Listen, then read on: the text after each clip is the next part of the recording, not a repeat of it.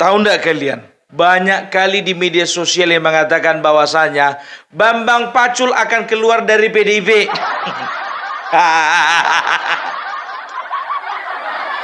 Pung, itu betul-betulan atau tidak, Pung? Bisa iya, bisa tidak.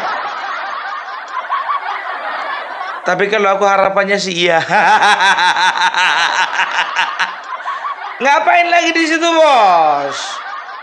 Udah nggak lagi tepak Korea-Korea di situ. Toh juga bukannya bilang apa. Udah banyak orang, ya baik itu kader PDIP, buzzer seperti Denny Siregar mengatakan apa? Kalau dibiarkan terus-menerus, PDIP bisa hancur di kandang sendiri. Makanya menurut saya, ini kata Denny Siregar ya. Denny Siregar bilang, maka oleh karena itu saya mengatakan bahwasanya Bambang Pacul seharusnya mundur. Itu jiwa kesatria, bukan Korea-Korea. Seruput dulu. Kalau dia minum kopi, aku air putih. Ya, coba bayangkan kalian. Denny Siregar mengungkapkan sebuah pernyataan seperti itu. Yakin tidak kalian itu perkataan dari dirinya sendiri? Ada nggak kira-kira orang yang yang nitip pesan sama dia? Ada. Antara dua, bisa dari dirinya sendiri, bisa juga pesanan. Siapa yang nggak kenal dengan Denny Siregar?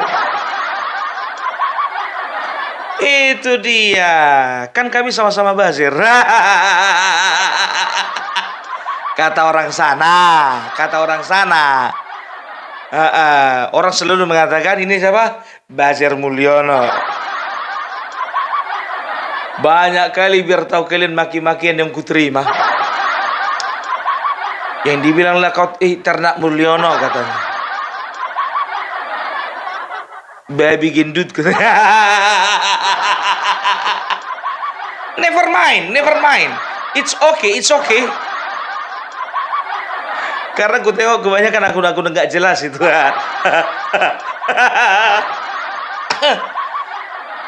Udah kalian tengok kayak ini bentuknya, kalian bilang kayak baby. Parah kalian itu. Tapi aku udah nggak mempan lagi kayak gitu. Jadi tahu enggak kalian, banyak pihak yang menyalahkan Bambang Pacul karena apa? Memang betul dari semua provinsi, Jawa Tengah kalah telak, dan ini adalah hal paling memalukan. Jangankan mereka yang mengalaminya, sedangkan aku yang mendengarkan beritanya pun malu.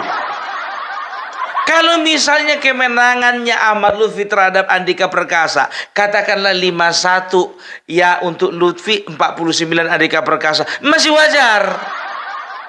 Masih ada yang dibanggakan. Ini telak 57% lawan 43.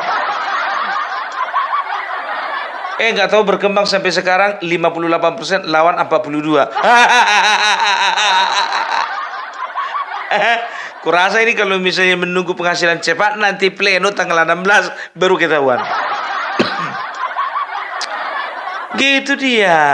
Ya, jadi aku nggak tahu ya apakah ini ada kaitannya dengan rencana Hasto dan juga partai PDIP yang berencana akan memberhentikan atau memecat 27 kadernya.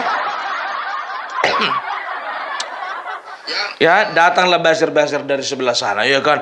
Kau jaga mulutmu itu, Jangan kau menjelek-jelekkan PDIP, Jangan kau bilang-bilang mana ada Hasto ingin memecat kadernya 27 orang. Kita lihat.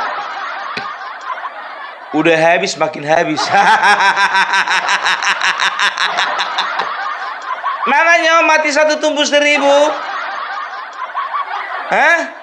Mati 1000, 1 pun gak numbuh. Itu yang betul. Gak usah banyak kali ceritamu, Bung. Kita buktikan nanti 2029. Kenapa rupanya? Kan begitu. Ada 3 alasan. Yang pertama katanya mendukung calon lain. Malu kalian bilang kayak gitu, nampak kali kalian malu kalian mengungkapkan kesalahan itu kepada orang lain di depan umum. Masa coba dari kadernya sendiri mencalonkan, rupanya ada kadernya sendiri tidak mendukung pasangan calon yang didukung oleh partai, tapi mendukung calon lain. Cemananya itu. Untuk alasan pertama aja pun juga nggak tahu malu kalian. Itu berarti apa? Berarti memang betul-betul bahwasanya calon yang kalian usung itu bermasalah. Maksudnya bermasalah di tengah-tengah masyarakat, kayaknya nggak menjual ini. Itu yang pertama. Baru yang kedua, nggak menjawab kebutuhan masyarakat. Maka kader-kader kalian di antara yang 27 ini mungkin ada juga bupati kami itu.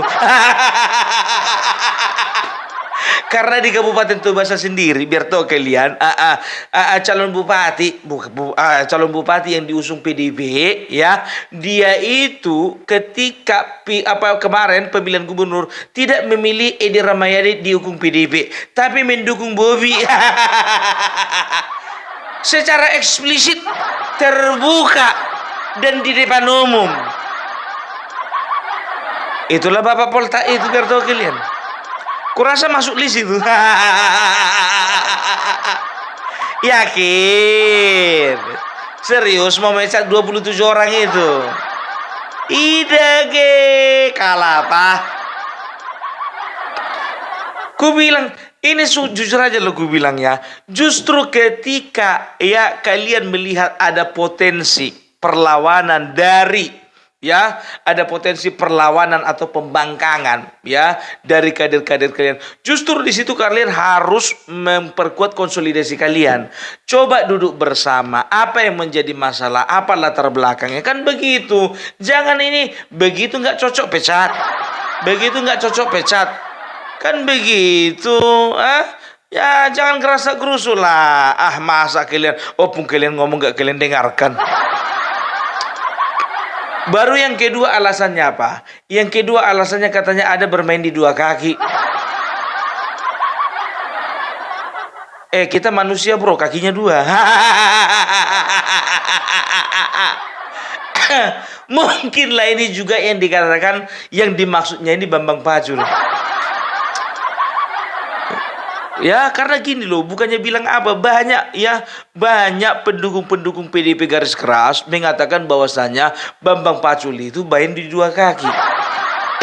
Satu kakinya di PDIP, satu lagi dia itu berpihak kepada Jokowi. Sekarang begini, ia bedakan mana politik mana perasaan. Kalau namanya politik, bisa saja yang namanya Bambang Pacul, dia akan cor-coran melawan lawan politiknya, kan begitu. Dia akan melawan calon kepala daerah yang diusung oleh lawan politiknya, kan begitu, ya. Tapi di lain sisi, yang namanya hubungan antara Bambang Pacul dengan Bapak Joko Widodo, kita nggak tahu sedekat apa mereka, ya kan? Itu dia, coba, ya. Udah berapa orang ini pecat? Udah nggak bisa kuhitung. Tapi sebanyak-banyaknya orang yang dipecat, lebih banyak yang mengundurkan diri.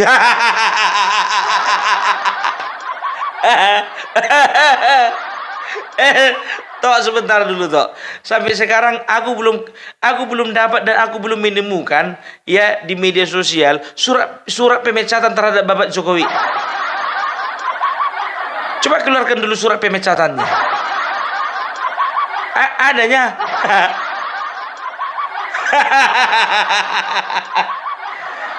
Seperti Effendi Simbolon, biar tahu kalian ya. Sekarang begini, Effendi Simbolon ini kalau berpikiran bersih. Effendi Simbolon dia itu bisa dikatakan mungkin lebih cocok mengarahkan dukungan ke Ridwan Kamil. Kita nggak tahu ada masalah apa di dalam internal partai PDIP. Kita nggak tahu juga alasannya kenapa dia nggak cocok mendukung Pramono Anung. Kan begitu. Sekarang begini, di Jakarta kemungkinan besar, ini masih kemungkinan kemungkinan besar Pramono Anung menang. Gitu. Kenapa rupanya? Masalahnya di mana?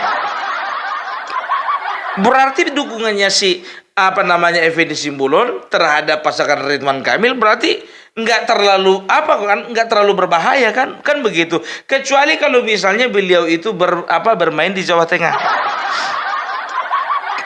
Kalau gara-gara dukungannya ke Ahmad Lutfi contohnya membuat banyak masyarakat Jawa Tengah ya tertarik untuk memilih Ahmad Lutfi, dan di situ kalah telak kalian, baru di situ ngamuk kalian. Coba berani ndak ya? Harusnya Effendi Simbolon jangan dipecat, yang dipecat Bambang Pacul. Iya kan? Karena apa? Kalah telak. Begitu juga Sumatera Utara. Maunya ketua DPD-nya itu Rapidin Simbolon, itulah dipecat. Karena sudah gagal. Coba bayangkan kalian, Bobi 62%. Ini 38%. Selisih berapa itu?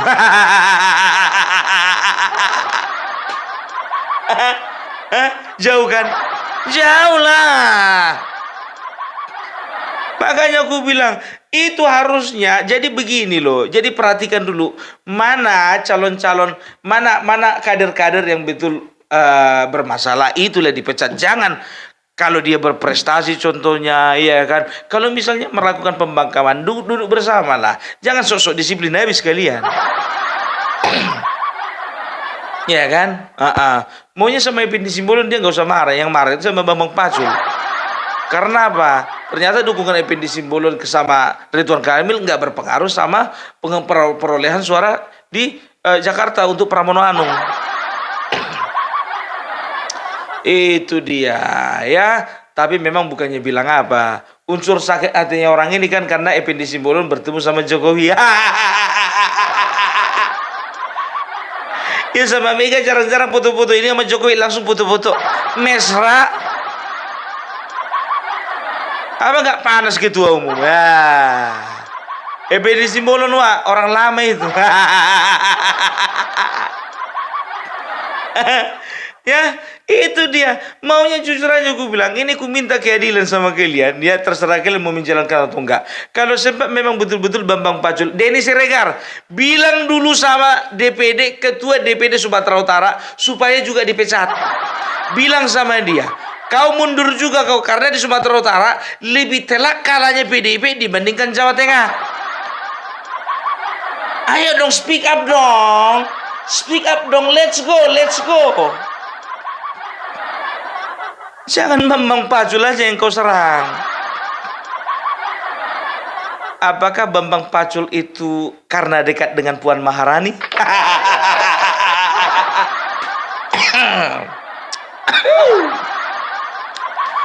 Ini menurutku ya, ini menurutku ya. Dalam sebuah organisasi ya, pemegang power yang paling kuat itu ketua umum. Nomor 2 itu biasanya sekjen. Itu biasa itu ya. Jadi kalau misalnya ketua umum dia di balik meja, biasanya sekjen ini yang berhadapan dengan kadernya, dengan anggotanya, kan begitu. Nah ini Ibu Megawati kan udah tua. Ya kita nggak tahu ya kan berapa lama lagi umurnya, kita doakan bisa 100 tahun lagi. Supaya PDIP tetap jaya, kan begitu. Nah masalahnya nggak pernah ada orang umurnya 200 tahun sekarang ini. Jadi ujung-ujungnya ketika beliau tidak kuat lagi, maka beliau akan menyerahkan kekuasaan kepada orang yang bisa dipercaya, kan begitu. Sekarang begini, Hasto itu udah 2 periode jadi sekjen. Apakah ada kemungkinan dia memiliki ambisi untuk menjadi ketua umum? Ada. Ada. Ini menurut Opung Parbella kan begitu. Nah, jadi itu kan nanti kan kongres. Ya, aku nggak tahu sistem di tempat mereka, di partai mereka, apakah mereka memilih ketua umum itu langsung dari ketua umum yang lama menunjuk pakai tongkat sakti kepada calon ketua yang baru. Kalau memang seperti itu, amanlah Puan Maharani, amanlah Prananda Prabowo.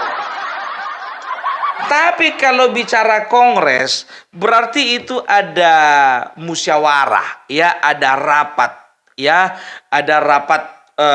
kerja nasional, dan juga itu akan dihadiri oleh setiap DPD. Nah, kita kan nggak tahu nih.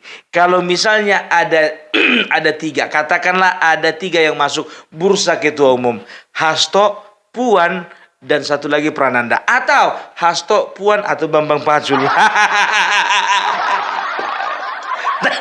Tapi kayaknya Bambang Pacul jauh lah.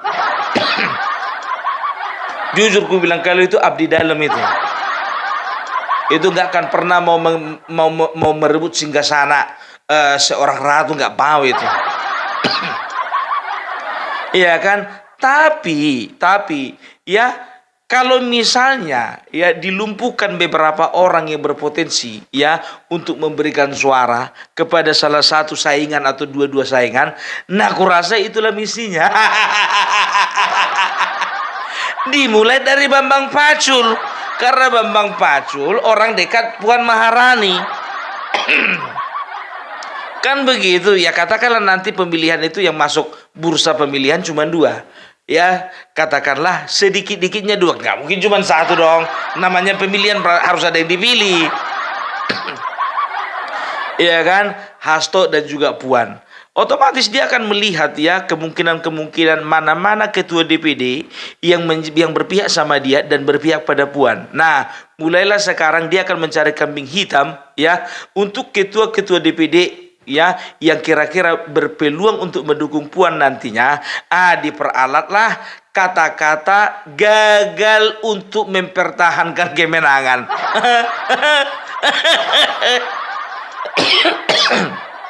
Kau dipecat. Kenapa? Gagal kau mempertahankan kemenangan.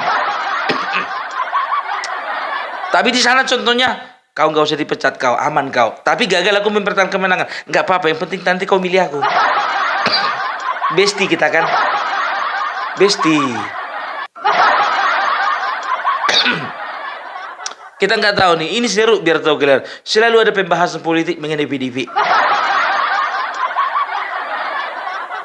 Tapi jujur aja aku bilang sama kalian ya, kalau aku sendiri berpendapat bahwasanya akan sulit bagi seorang Bambang Pacul untuk hengkang dari PDIP. Karena loyalitas kawan ini tingkat dewa, Pak. Tahu enggak kalian loyalitas tingkat dewa? Apapun yang terjadi ya, mau baik, mau buruk, mau hancur lebur, mau puting beliung datang, ya mau dia mati juga dibunuh contohnya. Kalau dia mempertahankan prinsip, dia nggak akan pindah, maka dia nggak akan pindah. Siapa kau Denny Siregar nyuruh-nyuruh dia mundur? Ya, dan dia juga pernah dalam satu kesempatan mengatakan apa? Ya, saya juga pernah dimarahi ibu. Kalau misalnya saya tidak perform, saya terima kalau dimarahi ibu. Dan kalau memang saya tidak menunjukkan kualitas terbaik, kalau saya dipecat, pecat saya terima. Tapi untuk keluar dari partai tidak, katanya. Aku kurang tahu apakah Marwar Sirait juga berkata seperti itu kemarin. Dan aku kurang tahu juga apakah Budiman Sujatmiko juga mengatakan hal yang sama. Kan begitu. Kalau Effendi Simbolon aku tahu jelas-jelas dipecat. Marwara kan mengundurkan diri kan. Itu dia ya. Jadi kita lihat aja lah siapa nama-nama, mudah-mudahan mereka rilis siapa nama-nama dari 27 kader yang dipecat. Biar ada bahan.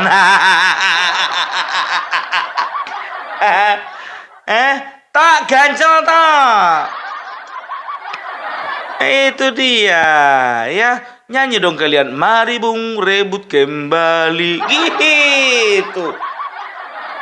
Bisa nggak ya 2029 Jawa Tengah dan Sumatera Utara, bisa nggak ya?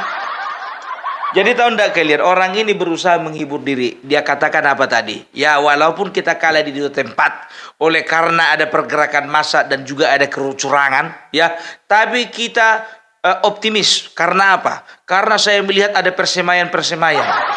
Walaupun Jawa Tengah kalah ya gubernur, tapi saya lihat di daerah ada persemaian. Dengan kekuatan rakyat Butimawang. Ya bang. Dengan kekuatan rakyat, dengan dukungan rakyat yang begitu kuat. Kuat kau bilang. Kok bisa KO? Kan begitu ya. Kita melihat bahwasanya di kabupaten kota kita mengalami peningkatan dari yang kemarin. Sekarang pertanyaan begini. Coba dulu bagi dua dulu, klasifikasi dulu. Yang pertama coba kelompokkan dulu menjadi dua kelompok, Hasto. Yang pertama, mana daerah-daerah yang menang mutlak memang karena cuma kalian mendukung tanpa didukung partai lain, atau dan juga yang kedua ya, kelompokkan juga mana pada daerah-daerah yang kalian kerja kelompok dengan partai lain. Jangan songong kau. Gitu loh, ya kan? Kalau gotong royong. Kecuali kalau misalnya dominan, ya kan? Kalau misalnya kau partaimu contohnya yang di sini, oke, partai dominan pendukung adalah PDIP, tapi ada beberapa partai yang mendukung sedikit. Ya, nggak terlalu banyak, katakanlah Gelora, Perindo, Garuda, contohnya begitu ya. Itu bisa dikategorikan ya kalian dominasinya, kan begitu. Tapi kalau misalnya gabung dengan partai besar, contoh misalnya di daerah, katakanlah misalnya di daerah A, ya kan, kalian itu menang oleh karena apa? Karena kalian bergabung bersama dengan Gerindra, bersama dengan PKS, bersama dengan Golkar. Itu kemenangan bersama. Contoh misalnya di daerah Riau, daerah Riau itu kalian gotong royong. Walaupun kalian pemenang pileg di situ, ya nomor 1 kalian di Riau, tapi untuk gubernur kalian itu menang gotong royong, bukan perjuangan sendiri kalian. Dan juga banyak daerah, ya calon bupatinya dari partai lain, wakilnya ya dari kalian. Terus PD kalian, kami itu. Ngaca woi, ngaca. Nggak begitu menghibur diri nih ya. Ya, bikin dulu listnya. Kalau ku bikin listnya biar tahu kalian, jujur aja, dapat itu. Kecilnya sebetulnya kalian berjuang sendiri dengan yang gotong royong tadi. Paling berapa daerah lah itu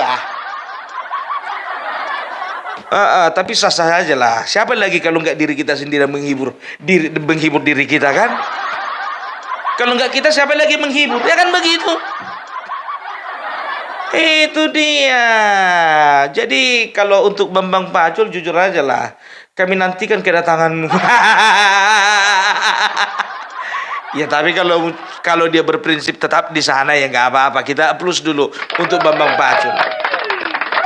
Dan tahu ndak kalian, jujur aja aku bilang, bagi orang pendukungnya Jokowi, dan juga kebanyakan dari partai-partai lain, ini menurutku ya, walaupun dia bukan seorang ketua umum, tapi kualitas ketua umum ada dalam dirinya.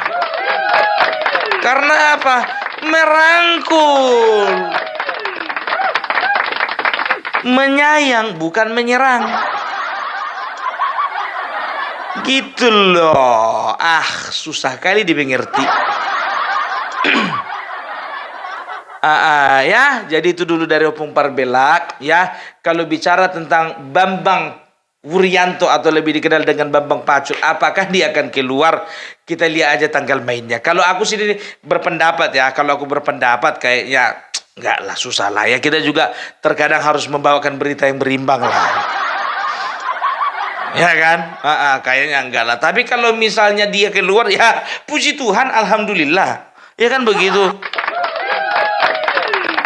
Terima kasih banyak. Kan begitu. Ya kan? Gerindra siap menampung. Hati-hati loh. Hati-hati. Ketika sebuah partai kehilangan orang-orang terbaiknya, itu adalah awal dari kehancuran partai tersebut. Katakanlah tidak hancur, tapi mundur. Maaf sekali, maaf ya. Maaf sekali ya. Contoh misalnya PKS. PKS itu ada dua sosok sentral, ya, tokoh sentral. Yang pertama itu Anies Mata, yang kedua itu Fahri Hamzah, ya. Ketika mereka berdua keluar, ini nggak tahu entah perasaanku aja ya. Ketika mereka keluar dari PKS, apalagi Bang Fahri Hamzah, ya. Aku ngelihat PKS kurang menggigit. Kurang menggigit. Karena apa? Ya, aku jujur aja berapa kali berganti-ganti presiden PKS. Cuman inilah partai politik yang nama ketua umumnya presiden. Berkali-kali ganti ketua umum atau ganti presiden, nggak pernah ku ingat namanya itu. Yang ku ingat itu namanya Fahri Hamzah. Ya jujur ku bilang sama kalian, Opung Parbelak selalu berseberangan dengan PKS dari dulu. Tapi jujur kalau melihat bapak yang satu itu, abang kita yang satu itu, walaupun bertolak belakang secara hati, tapi secara konsep, ide, prinsip itu begini. Sama seperti Fadlizon, ya. Sebenci-bencinya dulu barisannya Jokowi melihat Fadlizon. Kan dulu ada duet ini, Fadlizon sama Fahri Hamzah. Kemana-mana yang nongol orang ini dua. Duet membela Prabowo, ya kan? Karena awak berada di barisannya Jokowi, ya kan? Aku benci kali sama orang ini dua, kan begitu. Tapi secara ide, pemikiran, pemahaman, kan gitu, dan juga wawasan bernegara, salut aku sama orang ini berdua. Fadlizon walaupun dulu berseberangan dengan Joko Widodo, dia sendiri mengatakan loh bahwasanya dia idola sama Bapak Joko Widodo. Dan kalau tidak salah beliau itu menghadiahkan Bapak Joko Widodo sebuah keris. Kalau nggak salah ya, kalau nggak salah. Itu harusnya seperti itu. Berpolitik boleh, kan begitu. Saling serang boleh, ya. Tapi masalahnya jangan pernah kita serang pribadinya, keluarganya. Itu banci, bencong.